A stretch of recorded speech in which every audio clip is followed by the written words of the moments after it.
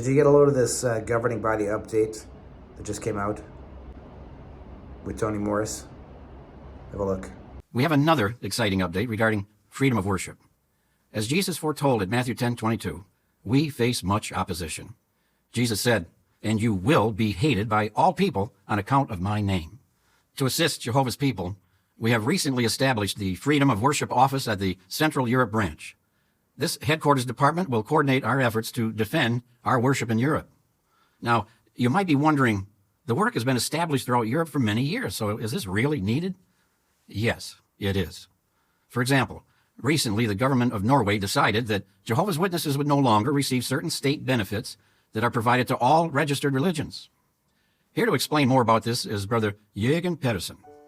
We were shocked when we received a letter from government authorities in Oslo, Norway, threatening to remove our registration as a religious community. Jehovah's Witnesses have been actively preaching the good news in Norway for more than 120 years. In fact, Jehovah's Witnesses suffered for their faith under the Nazi occupation of Norway during World War II. Commenting on how Jehovah's Witnesses were the only religious group who stood firm against the Nazis, a previous minister for religion exclaimed, "People throughout the country should know about this. Especially young ones would benefit from this information." Surprised to note that this issue that they're talking about has nothing to do with the stand against the Nazis in World War II. It has everything to do about modern day. It has everything to do with the treatment of children and how shunning is child abuse. So, who cares what your stance was in the 1940s? Has nothing to do with it. Stop diverting from the current issue.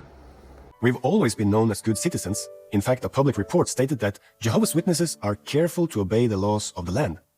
Now they've suspended our grants, while there are over 700 religious communities who continue to receive such state benefits. That is not a very good argument. It's sort of like if somebody's in a bank. Drop it, you're under arrest. What are you talking about?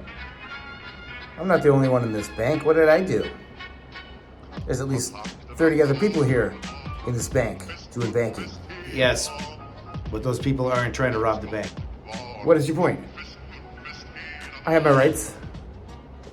This decision is unconstitutional and an unprecedented attack on religious freedom in Norway. With the assistance of the newly established Freedom of Worship Office, we're pursuing legal remedies. At the same time, we're pursuing dialogue with government officials, and we pray that this situation will be amicably resolved. The fact of the matter is that the Bethel in Norway was not surprised to get this letter because they knew what they were doing. It's because of the stance they have on disfellowshipping that the governing body continues to perpetuate. Thank you, Brother Pedersen. The authorities in Norway have threatened to remove our legal registration because of our scriptural beliefs and practices regarding disfellowshipping. In the future, various governments will challenge our freedom of worship. They may pressure us to change our scriptural beliefs, but we're certainly not going to do that. It's because of kids. And he said, we're not going to change. So I guess you're going to lose that religious status, aside from the $1.5 million that you're getting, that you're so up in arms about, that other people are getting, but you're not getting.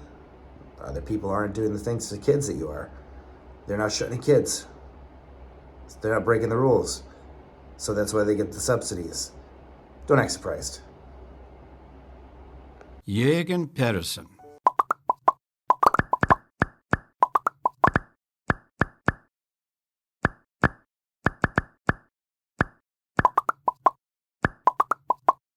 Thank you, Brother Pedersen.